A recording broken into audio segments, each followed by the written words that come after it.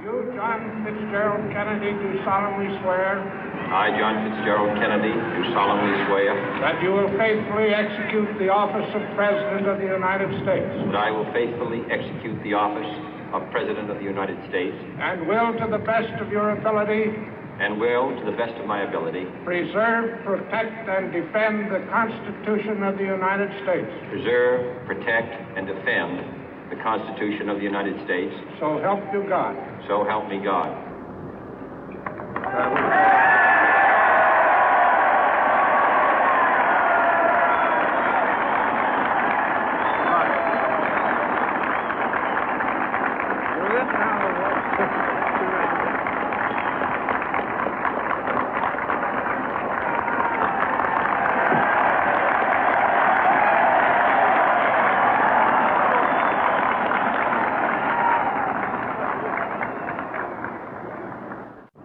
Vice President Johnson, Mr. Speaker, Mr. Chief Justice, President Eisenhower, Vice President Nixon, President Truman, Reverend clergy, fellow citizens. We observe today not a victory of party, but a celebration of freedom, symbolizing an end as well as a beginning, signifying renewal as well as change. For I have sworn before you and Almighty God the same solemn oath our forebears prescribed nearly a century and 3/4 ago.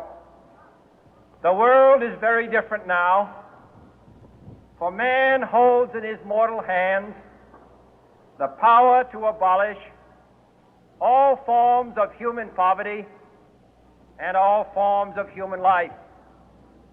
And yet the same revolutionary beliefs for which our forebears fought are still at issue around the globe. The belief that the rights of man come not from the generosity of the state, but from the hand of God. We dare not forget today that we are the heirs of that first revolution. Let the word go forth from this time and place to friend and foe alike that the torch has been passed to a new generation of Americans born in this century, tempered by war, disciplined by a hard and bitter peace, proud of our ancient heritage, and unwilling to witness or permit the slow undoing of those human rights to which this nation has always been committed and to which we are committed today at home and around the world.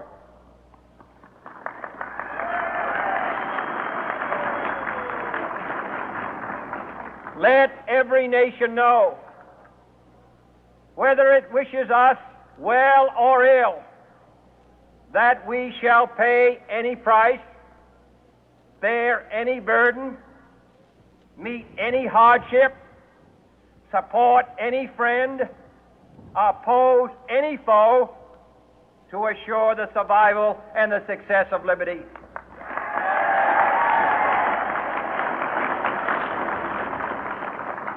This much we pledge and more. To those old allies whose cultural and spiritual origins we share, we pledge the loyalty of faithful friends. United, there is little we cannot do in a host of cooperative ventures. Divided, there is little we can do, for we dare not meet a powerful challenge at odds and split asunder. To those new states whom we welcome to the ranks of the free, we pledge our word that one form of colonial control shall not have passed away, merely to be replaced by a far more iron tyranny. We shall not always expect to find them supporting our view, but we shall always hope to find them strongly supporting their own freedom, and to remember that in the past, those who foolishly sought power by riding the back of the tiger ended up inside.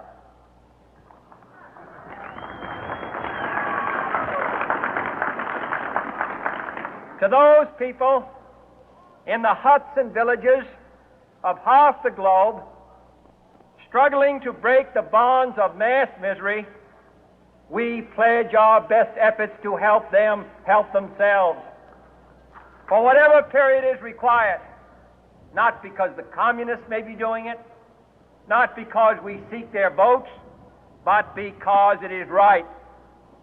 If a free society cannot help the many who are poor, it cannot save the few who are rich.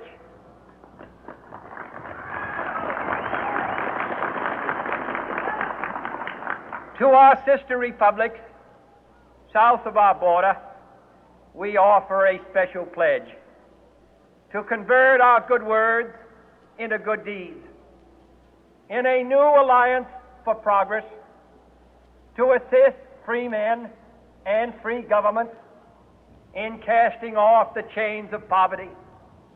But this peaceful revolution of hope cannot become the prey of hostile powers. Let all our neighbors know that we shall join with them to oppose aggression or subversion anywhere in the Americas.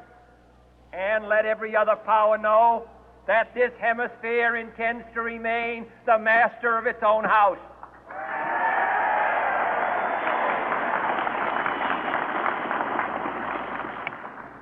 To that World Assembly of Sovereign States, the United Nations, our last best hope, in an age where the instruments of war have far outpaced the instruments of peace, we renew our pledge of support to prevent it from becoming merely a forum for invective, to strengthen its shield of the new and the weak, and to enlarge the area in which its writ may run.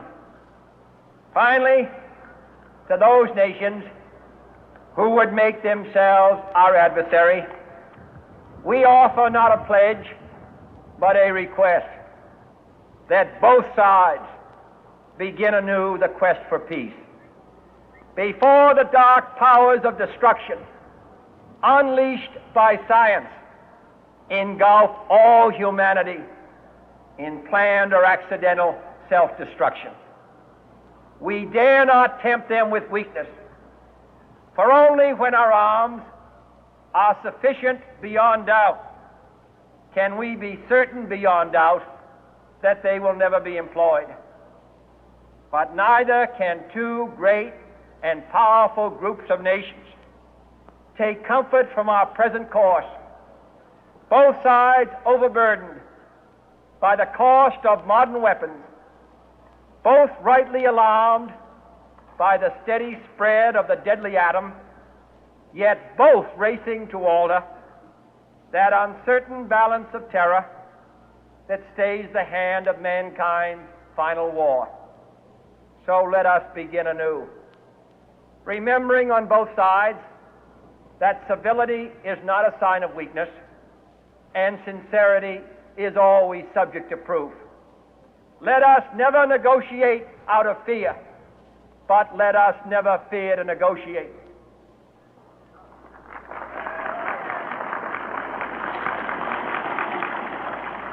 Let both sides explore what problems unite us, instead of belaboring those problems which divide us. Let both sides, for the first time, formulate serious and precise proposals for the inspection and control of arms, and bring the absolute power to destroy other nations under the absolute control of all nations.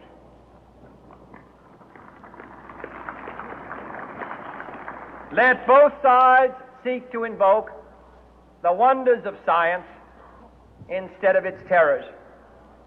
Together, let us explore the stars, conquer the deserts, eradicate disease, tap the ocean depth, and encourage the arts and commerce. Let both sides unite to heed in all corners of the earth the command of Isaiah to undo the heavy burden and let the oppressed go free. And if a beachhead of cooperation may push back the jungle of suspicion, let both sides join in creating a new endeavor, not a new balance of power, but a new world of law, where the strong are just and the weak secure and the peace preserved. All this will not be finished in the first 100 days, nor will it be finished in the first 1,000 days, nor in the life of this administration, nor even perhaps in our lifetime on this planet. But let us begin.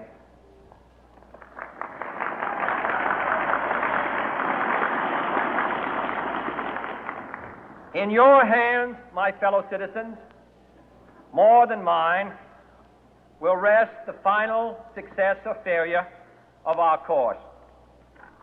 Since this country was founded, each generation of Americans has been summoned to give testimony to its national loyalty. The graves of young Americans who answered the call to service surround the globe. Now the trumpet summons us again, not as a call to bear arms, though arms we need, not as a call to battle, though in battle we are, but a call to bear the burden of a long twilight struggle, year in and year out, rejoicing in hope, patient in tribulation, a struggle against the common enemies of man, tyranny, poverty, disease, and war itself. Can we forge against these enemies a grand and global alliance,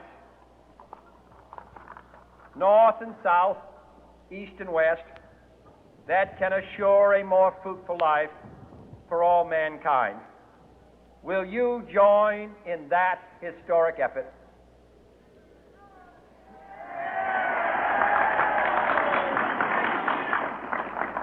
In the long history of the world, only a few generations have been granted the role of defending freedom in its hour of maximum danger. I do not shrink from this responsibility. I welcome it.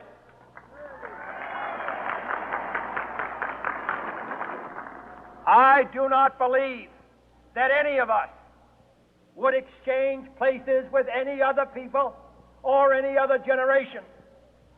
The energy, the faith, the devotion which we bring to this endeavor will light our country and all who serve it. And the glow from that fire can truly light the world. And so, my fellow Americans, ask not what your country can do for you, ask what you can do for your country.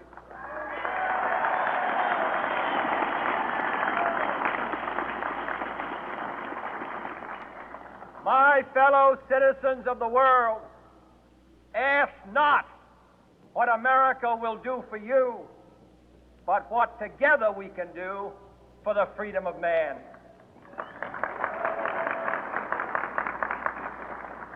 Finally, whether you are citizens of America or citizens of the world, ask of us here the same high standards of strength and sacrifice which we ask of you.